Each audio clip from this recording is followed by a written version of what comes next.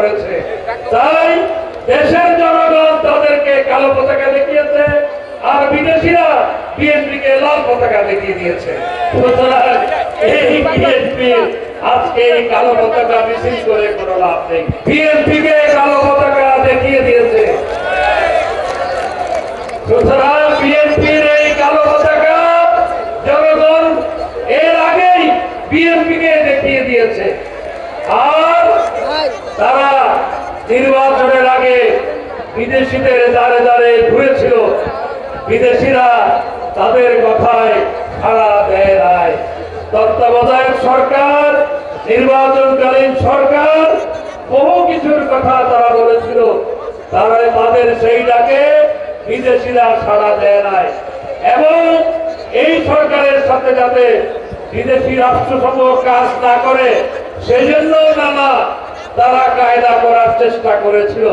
কিন্তু পৃথিবীর সমস্ত সরকার জননেত্রী শেখ হাসিনার সরকারের সাথে কাজ করার আগ্রহ ব্যক্ত করেছে। তাই দেশের জনগণ তাদেরকে কালো পতাকা দেখিয়েছে, আর বিদেশিরা বিএনপিকে লাল পতাকা দেখিয়ে দিয়েছে। সুতরাং এই বিএনপি আজকে এই কালো পতাকা মিছিল করে কোনো লাভ নেই। সংগ্রামী সমাবেশ, বিএনপি কিন্তু তারা আজকে নির্বাচনের পর আবার নতুন ষড়যন্ত্র করতে চায়। দেশে আবার বিশৃঙ্খলা সৃষ্টি করার উদ্দেশ্যে নির্বাচনের আগে যে গর্তের মধ্যে ঢুকেছিল, গর্ত থেকে ইঁদুর যেমন গর্ত থেকে মিটিমিটি তাকায়, বিএনপি এখন গর্ত থেকে মিটিমিটি তাকাচ্ছে আর বের হওয়ার চেষ্টা করছে। সুতরাং এদের ব্যাপারে সতর্ক থাকতে হবে।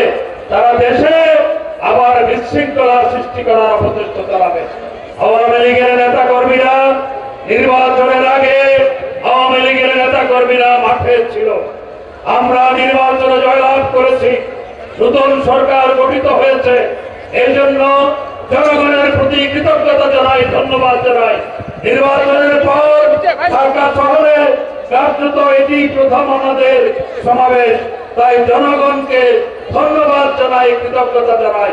আর নেতা কর্মীদের অনুরোধ জানাবো, আমরা রাজপথের দল, আমরা সবসময় জনগণের সাথে থেকেছি, ভবিষ্যতেও জনগণের সাথে থাকবো।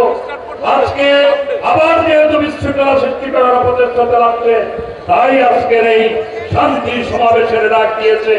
দেশে কাউকে অশান্তি সৃষ্টি করতে দেওয়া হবে না। অশান্তি সৃষ্টিকারীদের কালো হাত ভেঙে দেওয়া হবে। সত্য, বস্তুনিষ্ঠ ও নিরপেক্ষ দৈনিক জনবাণী।